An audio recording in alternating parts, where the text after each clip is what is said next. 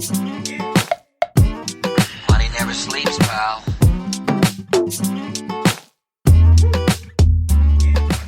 Hey there, this is Pete Townsend from Noria Ventures, and welcome to Money Never Sleeps, a podcast that looks inside the head of entrepreneurs and at what makes them do what they do. This episode of Money Never Sleeps is kindly sponsored by Possible.ie, an executive and personal coaching practice who partnered with their clients to realize their full potential. The team at Possible.ie work with entrepreneurs, emerging talent, and senior leadership in a collaborative way to improve business performance, retain and develop key staff, and improve leadership effectiveness. Check them out online at Possible.ie and tell them we sent you. This week, we're doing a special replay of one of our favorites from Season 1, which is quite relevant with what's going on around the world right now with everyone working from home. We're going all the way back to Vanessa Tierney, co-founder and CEO of Abodoo, the fastest-growing SaaS platform for companies and people embracing smart working. What we're all going through right now would make you think that remote working is a new normal. But Abodoo's mission is to convert this into smart working, i.e. whatever's most effective for people in the businesses they work for. Personally, I don't think we'll ever be going back to the old way. But trading desk time with your spouse while the kids bounce around the house isn't normal or certainly all that effective either. I've got the feeling that Vanessa and Abodoo will be the bridge from the old way to the true new normal that emerges after this world on fire period we're in is over. Abodoo's tagline of "Life is a journey, not a commute" has never been more relevant. With that, let's get on with this special replay episode of Money Never Sleeps. Here we go again. Welcome to the 16th episode of Money Never Sleeps. We're here in the offices of Top Tier Recruitment in Dublin. I'm Pete Townsend. And I'm Owen Fitzgerald. And we're here with Vanessa Tierney, co-founder of Abodoo. Did I get that right? You did, and one of the first. Awesome. Like I said before we got started, I was very tempted to say, like the Fred Flintstone, Yabba Dabba Doo or Abodoo, and I was saying it to myself this morning. But I think Abodoo is a much better way to say it. So welcome to the show, Vanessa. Thanks for coming on. Thank you, Pete. Lovely to be here. Great. Like I said before we got started, I had a look at what you guys are doing. I think it's pretty cool. Maybe tell us about your backstory and how you got to this point, just to get us started, yeah? Yeah, sure. So my background is in recruitment and talent acquisition for technology companies and multinationals around the world. And I guess over the last few years, I've been seeing a trend. More and more companies were focused on where is the talent, not necessarily whether they'd have to be in the office every day. And at the same time, I was personally forced into home working for a little while. I fell ill. And the choice was stop a career or actually create a career for myself. So I could see a trend happening. And in conjunction with the IDA, they started to talk about the fact that more and more companies were interested in landing in Ireland and not necessarily having their office based in the cities. They were interested in knowing about rural workers or employees across the country. So 2 years ago, we just saw a gap in the market to create a platform that could be really smart and matching, could represent this growing smart working community that's growing phenomenally, and could enable companies to access talent immediately. And so we started on the journey. It took a year to build the technology, and we went live last September. And I saw from your LinkedIn profile that you had a number of things going on in your career before this. It definitely kind of led your way to it, as you mentioned. But what I found really interesting was the school of sales and being founder of Inside Sales, combining the recruitment side of it with training for salespeople. Maybe talk a bit about that and how that kind of led to your ideas about this. Okay, well, it's really interesting you're bringing it up because that's how I fell into recruitment. And it was back in 2003, I'd finished college and I could see in the States that they were investing in graduates and upskilling them and then placing them in employment. Mm-hmm. And at the time we had FOSS or recruitment agencies, but if you were a graduate with no experience, you'd find it really challenging to get a position. So we created the School of Sales. We had the idea we'd train people for a week for free and then we placed them. It was challenging to kick off because people would think free, where's the catch? Actually, when we started charging a refundable deposit, we were booked out. And we ended up placing with Dell and Salesforce. And I think what it made me realize was that there's untapped talent everywhere. And if they're given the opportunity, whether it's through smart working or you upskill and then place, you can fill a lot of the pain that companies are experiencing when they say there's a lack of talent or unemployment is really, really low now and we can't find the people. The people are there. You just need to, I guess, think differently about how to upskill them and place them. And is it, because we had Lisa Smith on before and she talked about millennials and their role in the workplace, and workplaces have to be more understanding, I suppose, of, you know, the world is a different place now. Is it a combination that the world is a different place now, or is it just, are companies starting to realize that, or are people pushing for it, or what's kind of driving the smart working, the remote working demand? I think there's multiple factors. If we look at millennials, because they are going to be the largest percentage of the workforce in the next sort of 6-7 years, they'll make up to 75%, and they do expect to be agile. 68% of millennials say they want the empowerment to work as and where, that works for them. I think companies are beginning to realise that it's really expensive to onboard staff, train them for a number of years, and then lose them at critical points because their life doesn't fit in with the long commute every day. And so factoring that along with environmental factors, I don't know if everyone feels the same, but when I got my green and blue wheelie bin, I felt like I was doing enough for the environment. Yeah. And now I realise, no, we're not, because we're going to fail our emissions target by 2020. But you take one car off the road in a family, or even if it's half the time, you are having a serious contribution to the future of Ireland for our kids. And so there's many compelling reasons. And then there's the space. Like we talk about Dublin and Cork, we're going to have to grow up with the buildings because there's a lack of real estate for offices. And yet you open some office doors and you see empty desks. So more and more companies are starting to see, well, maybe we don't have to go the full remote model, but perhaps we should have a ratio of 2-to-1 on the desks. Perhaps we should give people the flexibility to work half the time from home. And it's starting to think that way, but I think it's both parties pushing for it. Yeah, and it's a really interesting way to get talent, right? And that, like you said, it's kind of hidden sometimes. And how do you access that? One of the startups here in Dublin, the SureHedge, Barry McCarthy's business, one of his developers, Duncan, he was an organic farmer, right? That just happened to do some coding and messing around with DevOps on the side. And Barry found him and brought him in, and he does pretty well, right? And that he comes into Dogpatch Labs every day, though, right? How do you make those connections into the local communities where you do have a lot of that talent to be able to get them on board and to get them working remotely for bigger businesses or for startups, for that matter? What's the magic there? Well, I guess it's twofold. First, I agree completely about rural communities and the fact that there's amazing talent. Like we live in a rural community, and I can see the mums and dads at the kindy gates or the school gates, and they've had amazing careers, but one is choosing not to work because just a commute to Dublin makes no sense, whether it's childcare or costs. And how do we tap? Well, you could rely on word of mouth. You could rely on posters in your local shops, but thankfully technology has allowed us to reach people via their phones or laptops, and we can be very strategic around our targeting with SEO, but actually the most effective form of sales and marketing strategy for us is when we're having conversations like this, when we push out content to employees to get them thinking about perhaps there's another way they could be working to bring to their employers. And so we really want to position Abodoo, apart from being a platform for making the connection for the smart working community, but being thought leaders and giving, the industries the ammunition or information to make the decisions, and both for businesses and people to be able to say, look, it's time for change.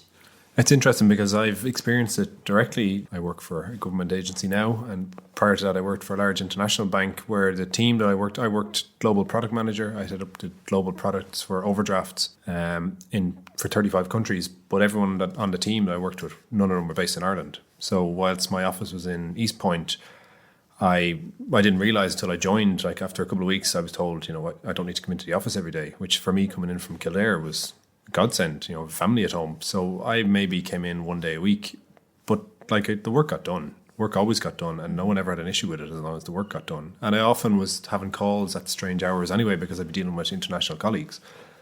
But it was fine. Yes, occasionally, I may not have required to work as hard sometimes, and I could enjoy my time at home or collect the kids from school, but it allowed me to be flexible, and it made such a difference, whereas other organizations are some years removed from that being a kind of the norm. And it's a challenge then when you go from that to something where you're expected to be, or other organizations where they expect you to be at your desk all the time. And the mindset that I don't need to be at my desk to do my job all the time. It's not just that I'm showing up and I better be here at 8 o'clock and look like I'm working sort of thing, for the sake of it.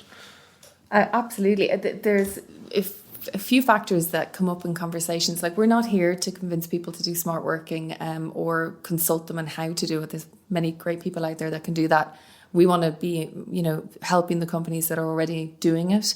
What we discover, though, is when you ask them open questions like, do you offer any flexibility to your employees to finish early, to have one day at home a week, to job share? And all of a sudden they go, we're smart working. And it's one of the reasons why we started to use the definition, because when we went live with remote working, people thought, oh no, that's working from home. And sure, who really works? Yeah. Which is crazy. And it's a certain age group or demographic that will typically come out with that line. But with smart working, we put a definition. I'm sure it'll continue to change as more and more people are beginning to use it, that it's when you empower your employees to work agile a percentage of the time, whether from home, hub, or in a hybrid model.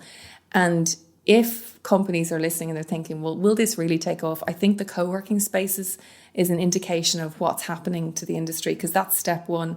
And it's estimated that in the next 4 or 5 years, there'll be 5 million more co-working spaces globally. Good news for WeWork. You might start making some money. Yeah. Exactly. So yeah, and within every co-working space that's created, and obviously WeWork are really focused on cities, whereas there's all these brilliant private centres that are opening up across rural areas where the black spots for unemployment are. Bring in Abodoo, make the connection, and now you have a new ecosystem that's regenerating rural areas. So everyone can applaud that. And you're based in the Hatch Lab in Gorey, yeah? Yeah. How is that? I say based in inverted commas. Based in, yeah. Because you're smart working. I'm smart working. Well, our model is 1-2 days in the co-working space or doing meetings like today, and then the rest from home. And that's for everybody that works in Abodoo. And we're in Ireland, UK and India at the moment. But the Hatch Lab is a great operation. It was a godsend because when we first moved to the location, we had 3 meg in the house, which pretty much means nothing. You can do nothing. So all the reception areas of the local town got to know me in the hotels. So when they opened, it was great to have that connectivity. But, a good example of what's happening in terms of homes, we now have 140 meg. And our recent partnership with Vodafone, looking at their plans as to connectivity that's going to be happening. This is going to be brought to so many people that maybe are not currently working, or maybe they're underemployed, or maybe they're thinking about going back to work. You now have choice. Talk a bit about, there's this greater sense of good here and this altruistic approach, but there's also customers. What were you doing before you had the inside sales, but the School of Sales training? Yeah, so it was recruitment. Recruitment. So I was the customer to job boards like LinkedIn and Indeed, and I was buying ad space and experiencing how amazing it was years ago, and then all of a sudden the market becoming quite saturated and noisy. We have gone through a few changes with Abodoo since we went live, because we wanted to get the pricing right. We wanted a low barrier to entry, because we've got 2 sales when you think about it, certainly for this market, because it's quite underdeveloped in smart working terms. We've only 200,000 people in this country working smart versus 4.6 million in the UK. And so we wanted to make sure that our barrier was very low. And so it's free to post a job on Abodoo, unlike really most of our competitors. And generally the charge will come with the competitors at the point of placing an ad or at the click of not even an application, just a click on the ad. And we felt, no, there's still not enough value. And I know when I was managing recruitment teams, the frustration of having to go through 100 CVs to get maybe 3-4 interviews. So we felt the value's at the interview. And wouldn't it be great if we could charge at the point of candidates saying, yeah, I want to be interviewed by that company. And so that's what we did. We integrated Stripe. It's a very simple pay as you go. If you're trying us per candidate going into interview, typically the ratio seems to be 4-to-1 to hire. So you're spending less and minimum time, because it's instant match push technology. So you're not doing any searching for candidates. What was the moment you realized you had something to say, I'm going to go do this? Right? It seems like it's been a natural progression from the different things that you've done that, you'd launched this. But what was it that made you want to do this? I think it was the IDA I know I'm giving them a lot of Okay. kudos. And I love Enterprise Ireland, by the way. Yeah. We're a HBSU client. They're wonderful. But I think because they had visibility on the pipeline coming to Ireland, and because we had Shopify on the left or on the West Coast, who were the full remote model, who had arrived from Canada, who were hiring people on payroll, and they just felt like, and there was such a lack. And the eureka moment was, here we go, I remember, I got a phone call from a client and they said, we've got this VP position we want to fill.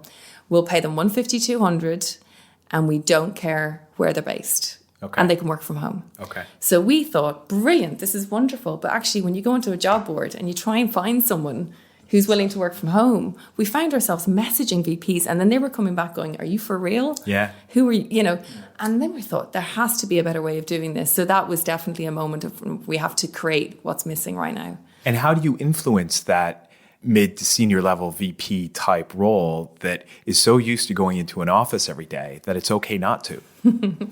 If you ask a VP, are they in the office 5 days a week? You'll very quickly realize there's a lot of time on the golf course. Yeah. And there's a lot of time working, supposedly, in between meetings. Okay. So I guess the difference is it's on the table. You're saying you're going to be in 1 day a week, and more companies now realize you have to measure on output, not hours. Yeah. That's the, we've had all these revolutions, and recently they're saying this is a new work revolution on many levels, and it's true. We don't have to wear ties every day. Well, some organizations we do. Yeah, no one's wearing a tie here. Absolutely not. I'm trying to convince the world single-handedly that ties and business don't need to go together anymore. Now, all respect to people who feel like, well, that's what they want to wear because that's how they perform the best, right? Is when they're wearing something quite professional. Yes. One of the first entrepreneurs I worked for years ago worked out of his home 5 days a week for 2 years, every day, suit and tie. Never left home. But every day, suit and tie. Well, we're all thinking up and down, full body suit and tie. Yeah, full thing, right? So, not just what they call it, addiction. But if we can just influence people out of that the tie just doesn't need to be there. Owen, you're not wearing one today. Nope, I wasn't in the office today. So it's okay. Rock star T-shirt with a blazer, which is fantastic. I love it. Yes, the world is changing. There are more things that need to be done to get people moving along those lines.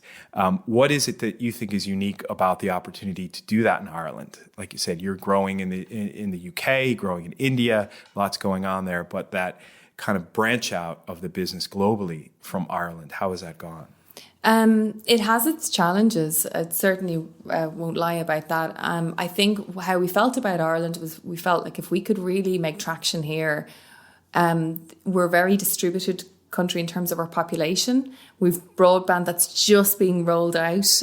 We've people that have two minds around smart working, and we felt like if we can make revenue here, but most importantly, get a community growing and talking about smart working, then for us, that's enough to say it's time for other markets. However, since our launch in the UK, we can already see the traction building. And I think for investment, the pool is probably quite limited here if you've got big ambition. And we do. I mean, if you're looking at the future of 20, 30% of all of us want smart working, and there's a lack of this really clever platform out there to make connections for careers and possibly more, then we have a really good opportunity. What gives me hope, though, is our diaspora network of 70 million. Yeah. And the fact that they really get behind an Irish business that has big plans to create employment. And we do.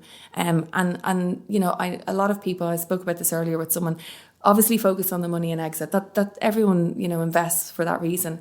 But everyone involved in Abodoo is actually passionate about the change that we can make to people's lives. I'm getting not only emails, and the team are getting emails, we're getting handwritten letters saying thank you because this might mean we get employment into our rural area. Mm-hmm. And that's what makes it really worth it. Yeah, it makes it worthwhile. And that's it. You're making a difference in people's lives. Because look, we all know people who probably one spouse has had to give up work because it's just too expensive for childcare for to continue working, or they're travelling too far. Yeah. So it makes such a difference. Because like I said, the work is still getting done. It shouldn't really matter. Depending on what you're doing, financial services or wherever, a lot of the time you don't need to be sitting at your desk to do that work. Your desk can be anywhere. Yeah. And smart workers, they're just so appreciative of the trust and opportunity they've been given. Attrition improves by 40%. I mean, even if the CFO gets wind of that, you save 11 grand per employee.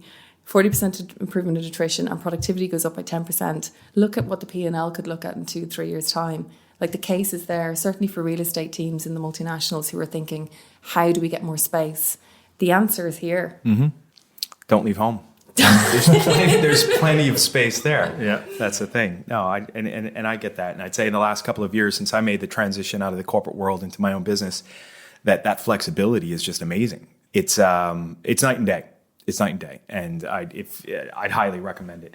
What you mentioned, the diaspora, right? And I think that's important. I'm representative of that Irish American. That before I left the United States, I was Irish. I moved to Bermuda, and no, dude, you're American. And I'm Irish. My mother's from Cork, and my father's from Derry. It's like, yeah, but how many 100 years ago? I said 150, 200, doesn't matter, right? Because in America, everybody is from somewhere else, right? You're not just an American. Everybody's got some other connection. I started looking at some of the venture capital scene going on in Boston recently. I'm from Boston, but never really dug into it. I'm reading this great book called Creative Capital, which is about the story of basically the invention of venture capital. It's a Frenchman, Georges Doriot, who was in the U.S. in the late 30s, early 40s, who's a Harvard professor, and he just decided he wanted to be helpful to companies. And he had some capital backers that wanted to get him started with $1 million, and that's what he did, and grew that into a pretty amazing business that spawned a few other, a European business, a Canadian business as well, and spawned a whole legion of venture capitalists in the U.S., some of which still are in the Boston area. If you look, there is a lot there, and like you're saying, that connectivity to Ireland is quite interesting, where the champions and leaders of those business are named O'Brien, or as I used to call it, Gallagher, right, instead of Gallagher, right? So there's plenty there. As a business, again, coming out of Ireland and growing to the UK and to India, are you engaged in any of those road trips, going out to do the fundraising? Well, it's really good point that you're bringing this up. Just to highlight on India, our staff, our team is in India, but actually India will probably be a further future play for us. Right now, our focus is the States. Warren Buffett's investing in India now. Oh, is he? Rumored with Paytm, the big payments business there. So, yeah, you got all that ahead of you. I haven't gone over to do any road trips. I think we felt we needed to get to a certain size in terms of community, but I think we're there now. And I would really, really love someone. I say diaspora. We pronounce it really differently. Yeah, diaspora. We would love someone to invest in Abodoo stateside who has the connection with Ireland, because they will open doors naturally for us. And why can't we be the biggest in this space? You know, we've opened our doors to LinkedIn and Indeed to come here, and they're welcome, but it'd be lovely to do the reverse to the States and open up Abodoo over there. Yeah, it's like Ayn Rand said, it's not who's going to let you, it's who's going to stop you, right? Yeah. So any personality traits of your own that you're kind of looking at and saying, yes, that's been helpful to me over the years? I'm pretty much a dog with a bone. If we have a vision, or we're tenacious. saying tenacious is the term, because but hopefully I don't rock too many boats in the way. But if we believe in something enough, and I say we because there is a co-founder and other people, we will absolutely go for it. And at the bar that we're setting in terms of the quality of marketing and imagery that we're pushing out there is probably beyond where we are as a business in our cycle. But we said, look, from day one, we need to be world class in whatever we're pushing out there. So we set the standard highs, maybe a little bit of perfectionism. And I really care about the emotive side, which in our industry, it can be like job boards, recruitment and so on. It can be typecasted with it's about numbers and you don't really care about people. But I think there's a lot of people that really do. And you can see it in online education that's expanding. People really want to help others upskill and get good employment and be part of communities. So I think that will probably play out now in the coming years through Abodoo when you see all the things we have planned. And what have been the biggest challenges, I suppose, so far? Or the naysayers, I think, before we went live, I mean, everyone said we were mad to create what we planned in terms of platform for smart working, that it would never take off. It was still another 5-10 years before, companies would embrace. And I think then once we did go live, it was really people understanding the value. And as Pete experienced, it takes 8 to 10 minutes to create a profile. Yeah. And it takes that time because we did not want people getting useless job alerts. You want them to take time to do it. You want them to take care. It's their life. It's their career. Isn't it amazing how Yeah. you'll spend 3-4 years in college for your career and then a profile which, you just need to take 8-10 minutes, but this could match you to a career that will save you 10 hours commute a week or more time with the kids. And so there was an education piece because some people were actually going on and dropping off. Don't get me wrong, our technology was clunky and every single week there's a new release. And we've had great feedback from our enterprise customers and the community, and we keep evolving. And then the last challenge has been investment. We had brilliant investors very early on, Dan Kiley and Linda Kiley. They see the vision, the potential. They see how home working is transforming the outsourcing industry that they're in. Anything you wish you'd done differently? Oh, it's a trick question. There was, at a time, a real discussion as to whether we should launch in London or not. Okay. And I think that if we'd launched in London, perhaps we would have grown a little bit faster with more backing. However, nothing changes the support that I'm currently feeling and the team's feeling from the Irish.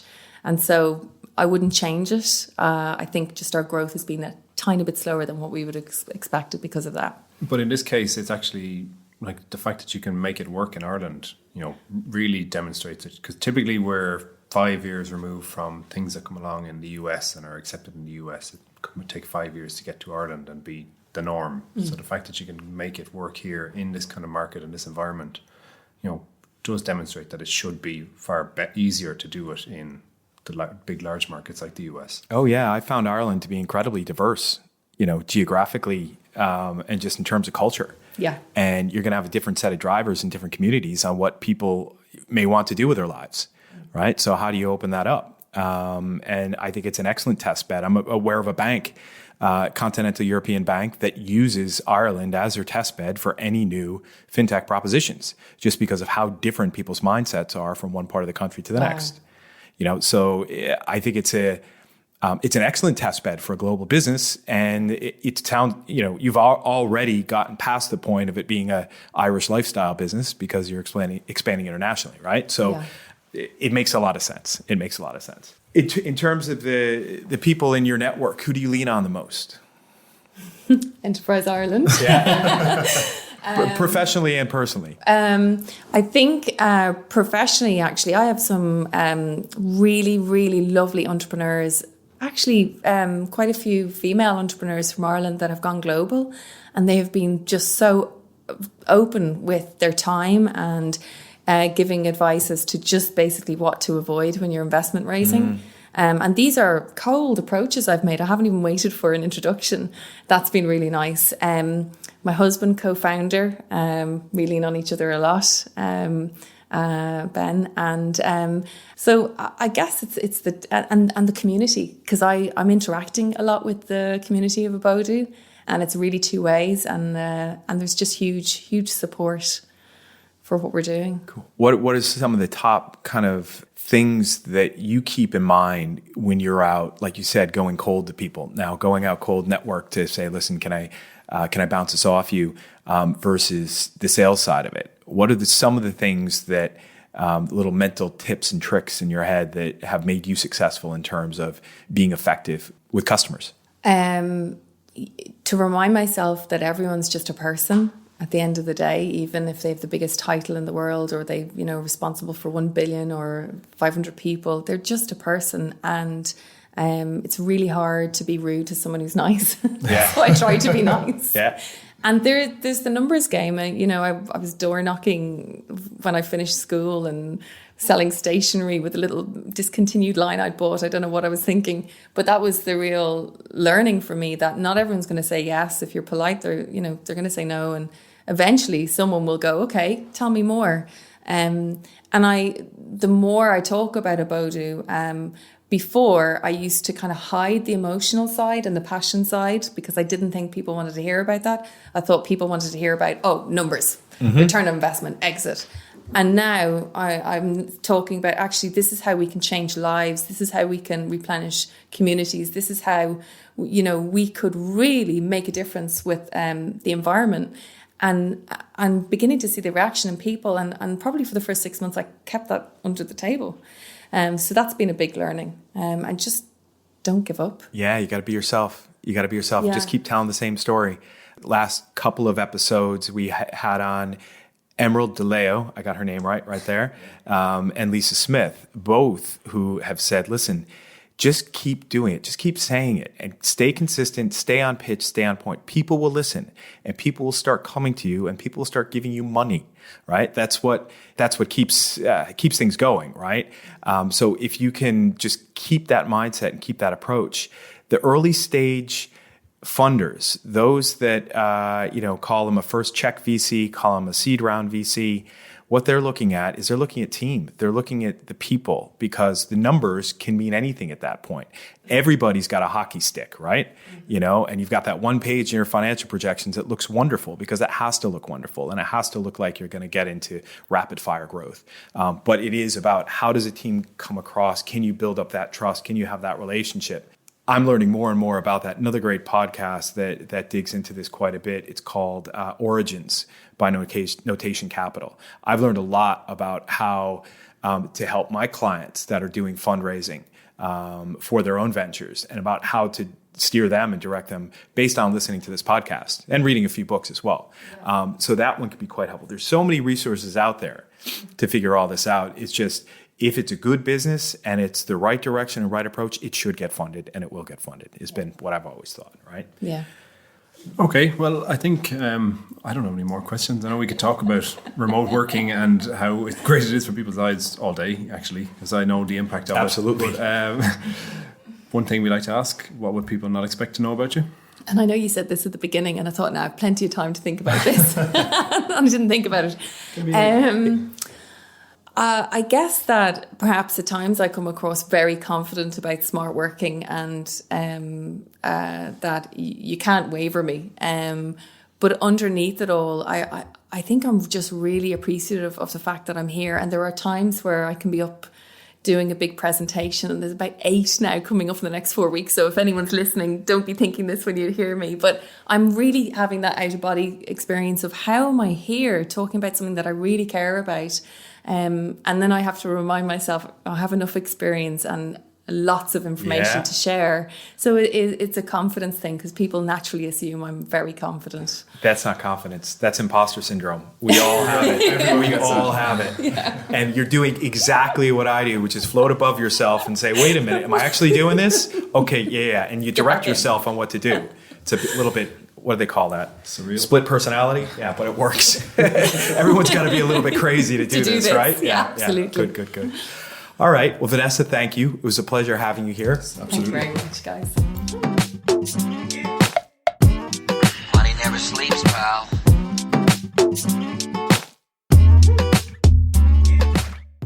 That does it for this week, folks, and thanks to Vanessa for opening up her mind and sharing with us why she does what she does.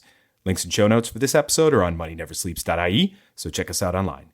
This episode was sponsored by Possible.ie, an executive and personal coaching practice who work with entrepreneurs, emerging talent, and senior leadership in a collaborative way to improve business performance, retain and develop key staff, and improve leadership effectiveness.